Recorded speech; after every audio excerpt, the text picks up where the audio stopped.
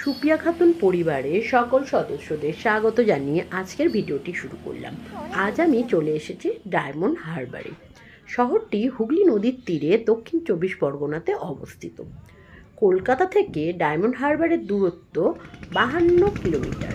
Diamond Harbour আগে হাজিপুর নামে পরিচিত ছিল, তবে অতীতে ভারতীয় ইতিহাসের সাথে যুক্ত থাকলেও বর্তমানে ডায়মন্ড হারবার একটি পর্যটন কেন্দ্র হিসেবে বিবেচিত করা হয়। শহরের কোলাহল থেকে পালাতে একদিন আপনারাও আসতে পারেন। আপনারা যদি রেলপথে আসতে চান তাহলে কলকাতার শিয়ালদহ স্টেশন থেকে দক্ষিণ শাখায় ডায়মন্ড হারবার লোকাল ধরে ডায়মন্ড হারবার স্টেশনে নামতে হবে। সময় লাগবে প্রায় 1.5 ঘন্টা। এছাড়া আপনারা যদি বাস ধরে আসতে চান, কলকাতা ধর্মতলা বাস স্ট্যান্ড থেকে অনেক বাস পেয়ে যাবেন, সময় লাগবে 2 ঘন্টা মতো।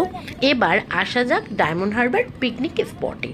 এই স্পটে প্রবেশ করার জন্য টিকিট কাটতে হবে, আর সেই টিকিট কাউন্টারের সামনে প্রবেশ মূল্য চার্ট দেওয়া আছে।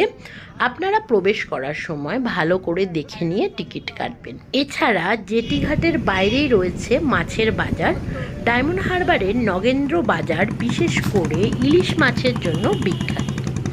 আর রয়েছে মুক্তাঙ্গন নামে একটি পার্ক এবং সেলফি জোন প্রভৃতি। এছাড়াও রয়েছে কেল্লার মাঠ, আর যার সাথে রয়েছে ঐতিহাসিক যোগসূত্র।